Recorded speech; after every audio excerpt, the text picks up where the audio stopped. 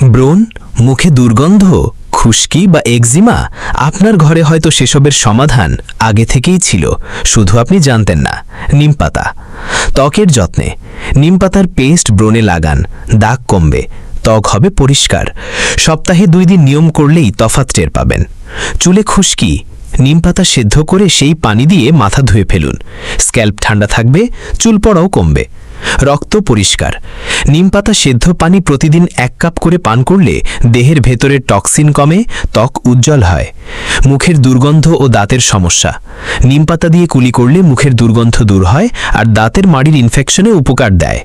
প্রতিদিন নয়, সপ্তাহে 2-3 দিনেই যথেষ্ট। খালি পেটে না খাওয়াই ভালো, অতিরিক্ত খেলেই ক্ষতি হতে পারে।